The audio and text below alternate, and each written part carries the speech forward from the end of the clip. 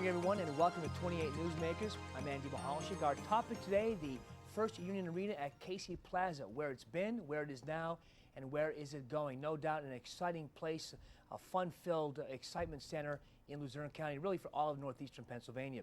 Our guest today, special guest, of course, Kevin Blom, State Representative Kevin Blom, the chairman of the Arena Authority, Andy Long, the executive director of the Luzerne County Arena at the First Union Arena at Casey Plaza, and of course my co-host, Jan Bugda, our senior producer here at 28 News.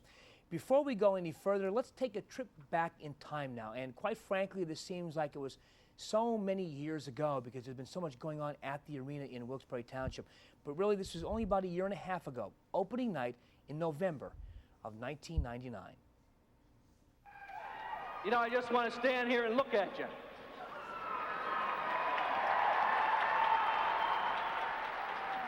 Arena Board Chairman and State Representative Kevin Blom marvels at the opening night crowd. 10 years earlier, the arena was just an idea, but now this vision is reality. Hours earlier, Blom joined Ellen Casey, the wife of former Pennsylvania Governor Bob Casey, for the ceremonial ribbon cutting. Then the opening night crowd began to file through the doors of the new arena. It's great. I've been waiting a long time for this. Lee Zeeland is not only happy about the hockey, but also proud of the new arena. Well, I think it's going to give everybody a much better impression of the area. It's going to provide a centerpiece for entertainment, but it's also going to be a symbol for the area. Something that it's really showing what the area can do. It's great. Just walking in here, looking at it the first time, your jaw drops. It's great to have it here. It's a night skeptics thought would never come, but a banner that now hangs from the arena proves otherwise. Mark Hiller, 28 Eyewitness News. It does seem like a long time ago, Kevin and Andy. When we come back, our conversation with Kevin Blom and Andy Long about the First Union Arena at Casey Plaza, where it's been, where's it going. Stay with us, 28 Newsmakers. We'll be right back.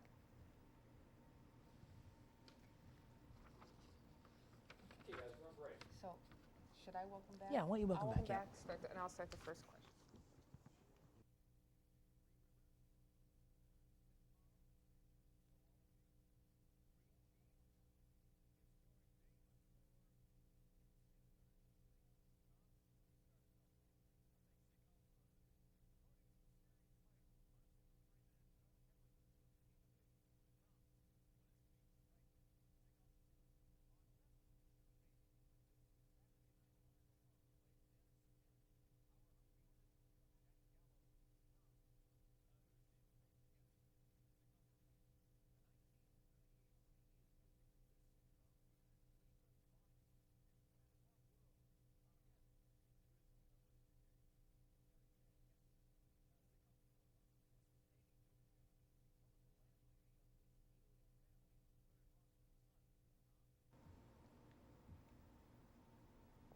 Welcome back to 28 Newsmakers. I'm Jane Ann Bugda. I'm joined by Andy Mahalchik. Our guests today, Kevin Blom and Andy Long. Our topic, the arena.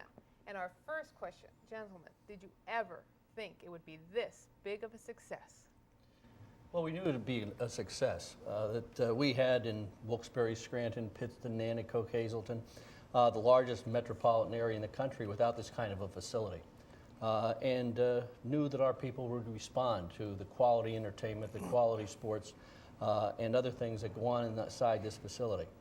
But the magic of it, which we knew would be there, has gone beyond at least my expectations. Generated by this bunch of youngsters skating around on that ice, and the enormous quality of the shows that we're bringing in because of professional management and the way this building is operated. So. Yes, we knew it would be spectacular. Did we know it would be this big? I don't think anybody did. What do you say to your critics, everyone who at one time or another maybe had said, no, we don't want an arena here? What do you say to them now after you see the success? I invite them in. It's their arena too. That war, that fight is over. This building belongs to all of northeastern Pennsylvania, and everybody and all of our families should come and enjoy it. I bump into people who somehow still have not been in the arena. And they're looking forward to the day, and after a year and a half. So there's still many people in northeastern Pennsylvania who have yet to be turned on by it. But once you're in the facility with the lights and the action, watching Champions on Ice or Neil Diamond, Elton John, or our very own Penguins. You know, you cannot escape the magic of that. And I have to ask you this question. And, you know, Kevin mentioned some of the acts that were in there and the shows are all sold out, very successful. What goes through your mind when you look at that opening night and you realize how far the arena and in many ways this area has come as far as taking the arena as part of their own? Almost like it's a family fun spot now. Well, it is. It's an exciting place to be. And, you know, we have gone as much as we can to, you know, for the customer service standpoint, to try to make people feel at home out there.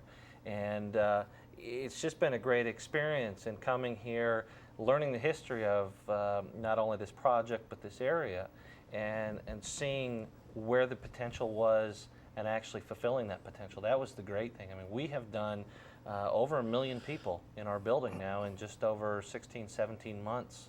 And that's the most unique part, is that it's only been, you know, a little under 2 years, you know, 16, 17 months that we've been open. And it's just the sheer number of people that we've had through our doors has just been so exciting. You know, it's interesting. Do we ever get to a point, and we've covered the different events as news stories on 28 News, the concerts, the Penguins, the Monster Truck Jam, which I was there for that. It was tremendous. I saw Andy Long walking down. You know, it's interesting. You know, this is an area big enough to have amenities like the arena or the Lackawanna County Stadium, but small enough where on a Friday we're doing a story on whatever it is with the arena or taxes, what have you, and the next day you're walking in that same building or the same area, and Andy Long's running with his kids, and I'm running with my kids, and we're, hey, how are you, whatever, and getting into the seats. But is there ever an event where you say, you're holding your breath saying, geez, I hope this works? Well, or do you ever get to a point where your confidence is like, geez, I'm not sure this will work here? Well, that's the fun part about live entertainment. Live entertainment is, there's so much variety in it that you don't know whether it's going to sell. You don't know whether the people are going to come. You don't know as to if this is the type of entertainment the majority of the people want to come see. I mean, we get suggestions all the time of different type shows we should have out there, and we have to keep in mind that, you know, we're trying to move 8,000 to 10,000 tickets a night, which is a lot of people. You know, the Monster Truck Show and the motocross, my 5-year-old daughter was one of the biggest fans of that event, which shocked me. Me too, my daughter too. And it was, you know, it's just a great thing. And to be able to turn around and do these different types of events, and what we're trying to do from a booking standpoint is to provide the widest variety of entertainment we can to cover everybody. You know, as Kevin mentioned, one of the things that we want to do, and, you know, it is kind of amazing on our side that, you know, not everybody has been through the building yet, because we have done everything from basketball to obviously hockey, and figure skating has been very popular, but the monster trucks and the circuses and different things like that. So I mean, we've been trying to find something for everyone. Do you take requests? Do people call up and say, you know, I'd like to see this artist, or I'd like to see that artist? And how can we get them here? Yes, we do. And if I hear Kevin ask for Jimmy Buffett anymore, but it's been one of, you know, we obviously, you know, it's based on public demand, and, you know, we have to look at the different type of acts, particularly in concerts, that people want to see and that people are going to come out and see.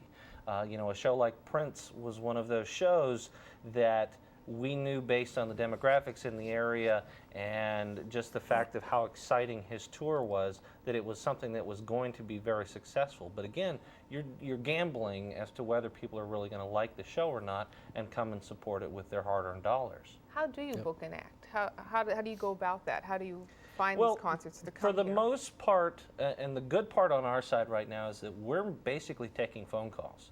We're not having to go out and sell Wilkes-Barre as a market. I mean, it's one of those where people are coming to us wanting to bring their shows here.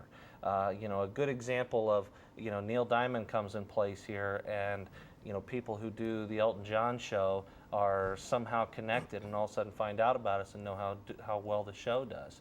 You know, a lot of the younger concerts like the Red Hot Chili Peppers and Creed and some of those, they've got a lot of the same production and touring type people that they hear about how hot the market is, and it just kind of follows along. One of my favorite quotes that I've seen printed, I think it was Sports Illustrated, when we had some early on conversations about CBA, the Continental Basketball Association, was from Isaiah Thomas saying, markets like Wilkes-Barre, and it wasn't Wilkes-Barre, Pennsylvania, like you normally hear it. It was Wilkes-Barre because we've made a mark on the map, and people now know where this area is.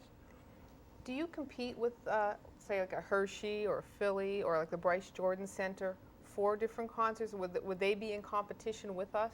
Yeah, I mean, the competition, because, entertainers want to go around and they want to try to hit as many of their fans as they can, and they want to try to, knock off certain places and try to hit as many markets as they can and cover it.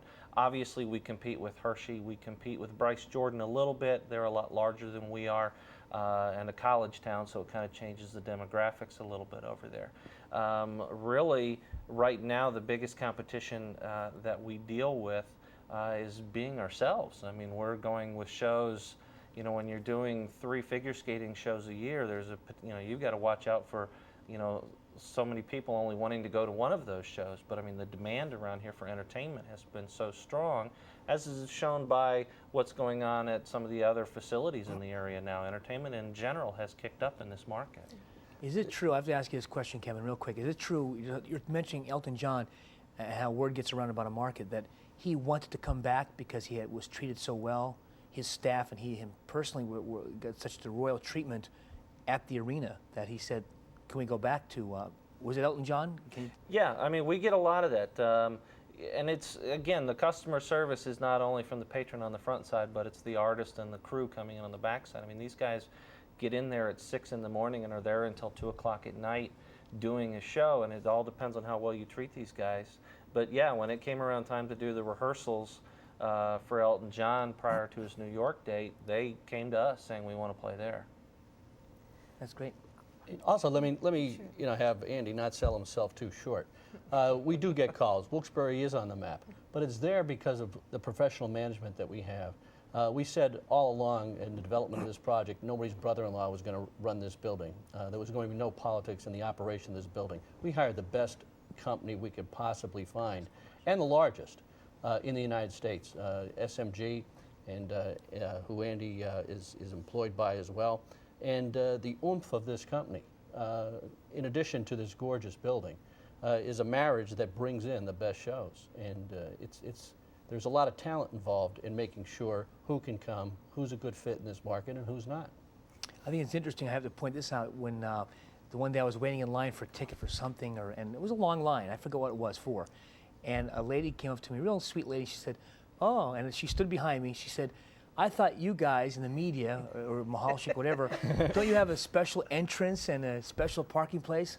And what you hit the note, and you mentioned that during an interview just now, no, there's no special treatment. I mean, if we get a box, we buy a box or tickets or whatever, and we have station-sponsored events, but, my cousin isn't working the toll booth, or someone that I may know that let us in because we work in the media, and I think that's the way it should be, and I think that goes a long way. Yep, that's the way we want it, and we've been very successful in keeping all of that away from this project and this building, and I believe that's one of the big reasons why we're so successful.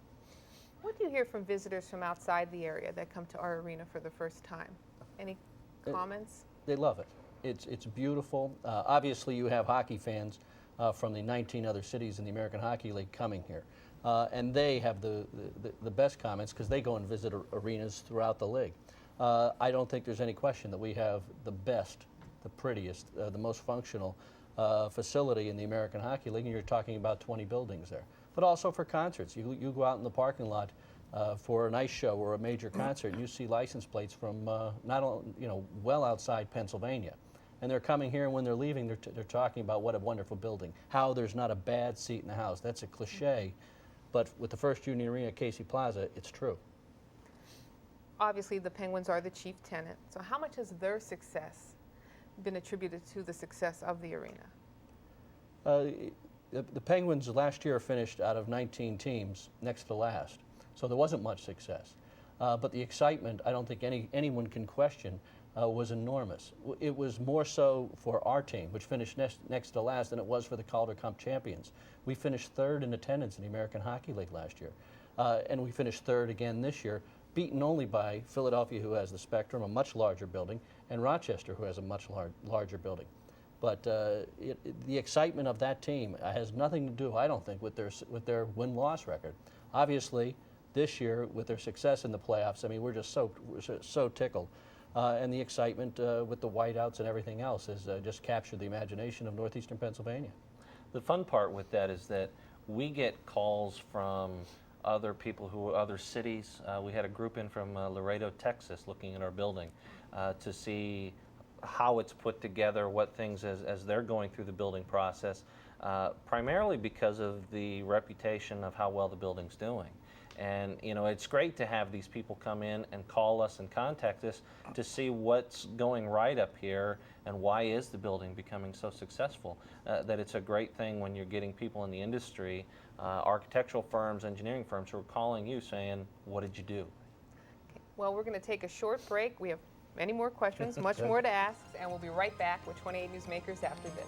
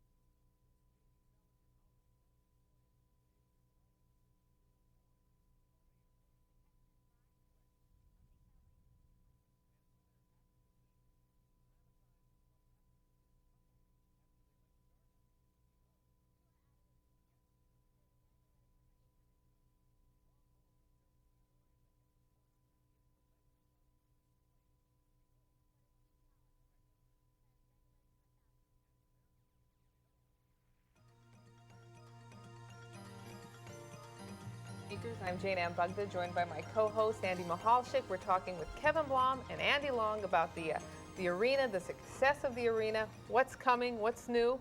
And I guess one of our questions, we've been waiting for the big video screen at the arena. Any word on that? Yeah, again, and we all know what happened in May 16th of 1995 when by 48 votes this project was changed dramatically. One thing that had to go, many things that had to go, but one of them was the video for the scoreboard. We could have bought the $200,000 scoreboard, the $400,000 scoreboard, or the $1.3 million scoreboard. Northeastern Pennsylvania deserved the $1.3 million scoreboard, but we couldn't afford it. So we bought $650,000 worth. We bought the scoreboard, but without the video, hoping that someday we could add video on those 4 screens.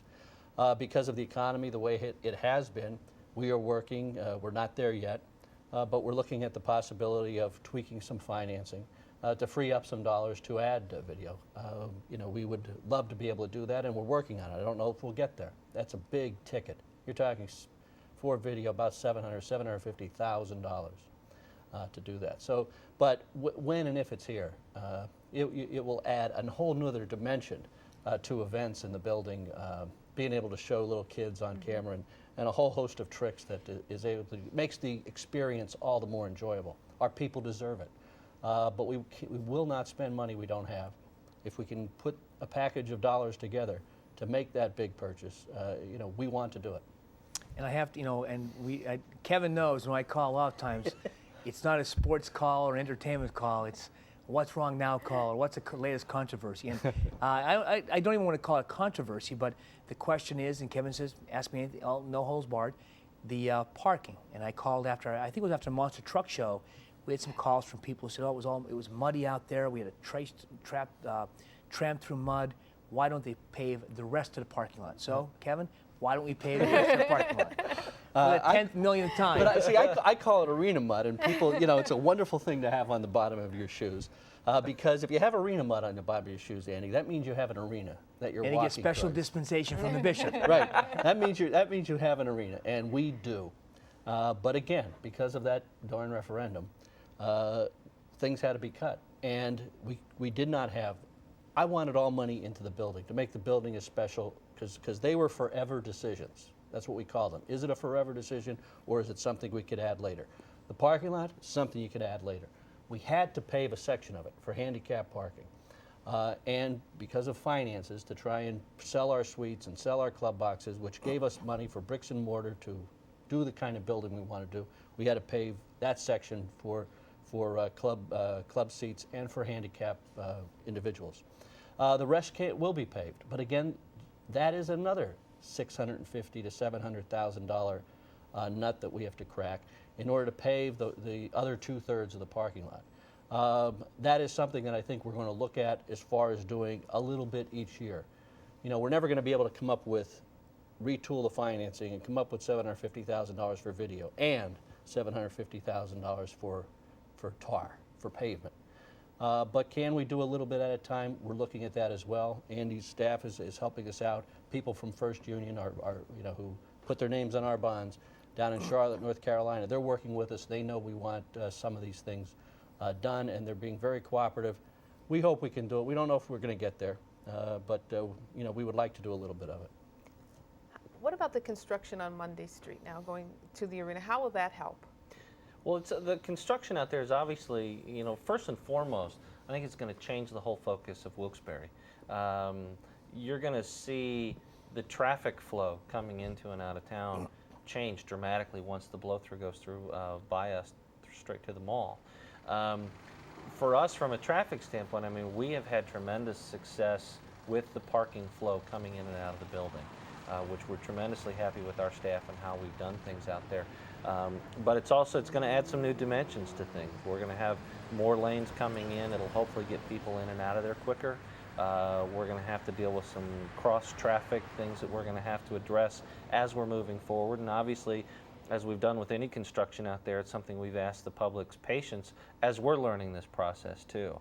We just think that it's going to be a major dramatic improvement for us of getting people in and out of the building with little to no problem or fewer problems than they may, we don't think they experience very many right now, but we think it's going to quicken the process some more. And when you think about it, when we were kids, we called that the Spring Street Bypass. And because it's a whole Exit 46 project that came with the arena, Governor Casey and Governor Ridge stuck by us.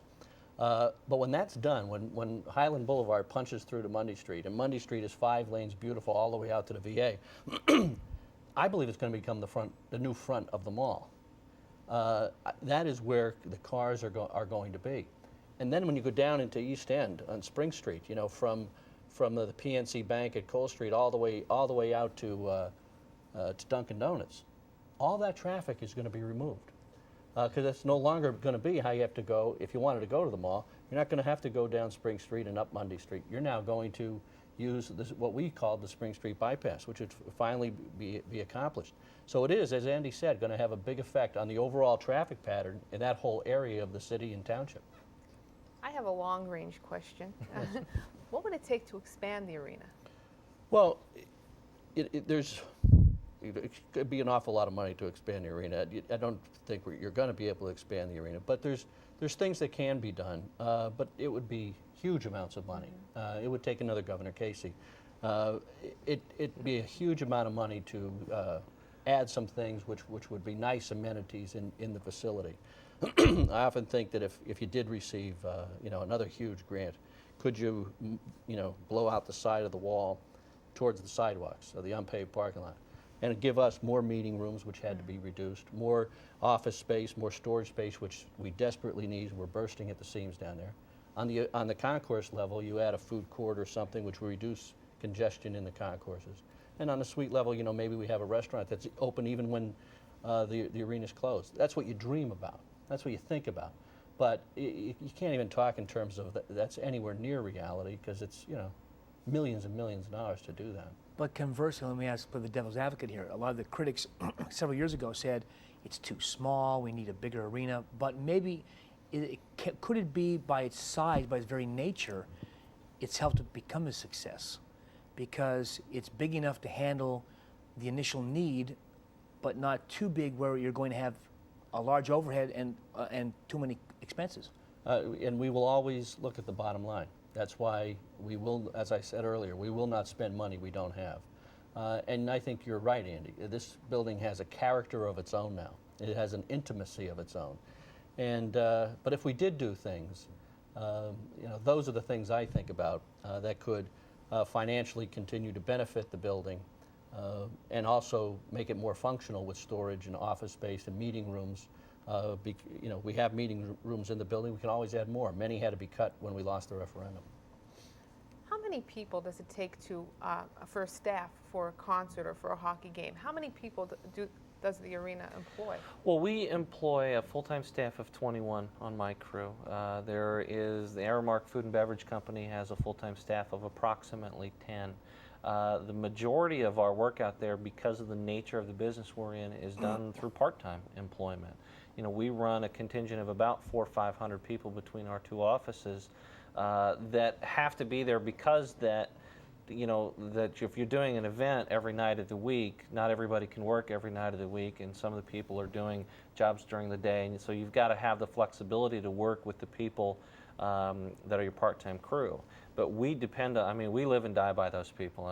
If you've been to a hockey game, you'll see most of our ushers who have cemented tremendous relationships with everybody in their stands.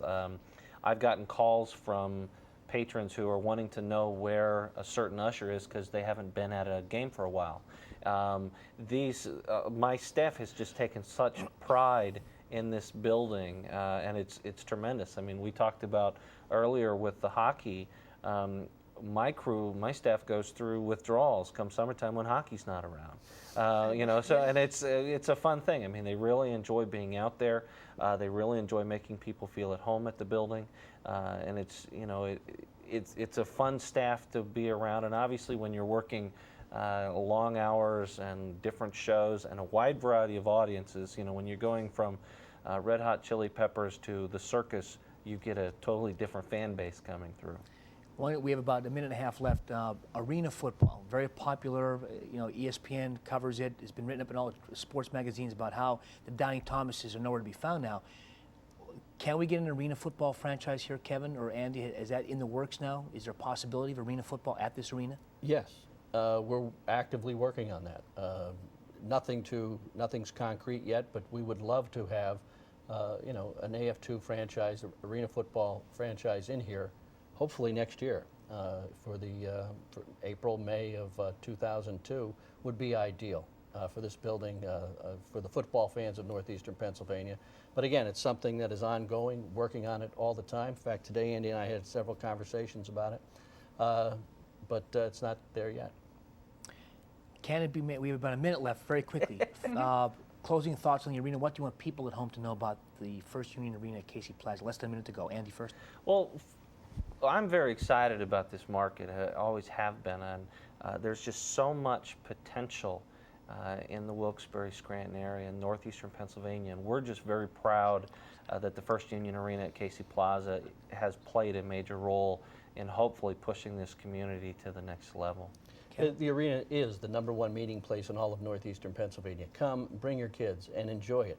For the rest of your life, you get to enjoy this building and everything that happens inside of it. It's a wonderful thing for our entire region. Okay, I want to thank. Very good, and Kevin and Blum and Andy Long, thank you for joining us here on 28 Newsmakers. We won't go away. We hope you guys never go away either, as far as the arena goes. Best of luck in the future, and if you haven't been out at the arena yet, you're missing something really fantastic. Thanks for joining us. We'll see you soon. Stay safe out there. See you.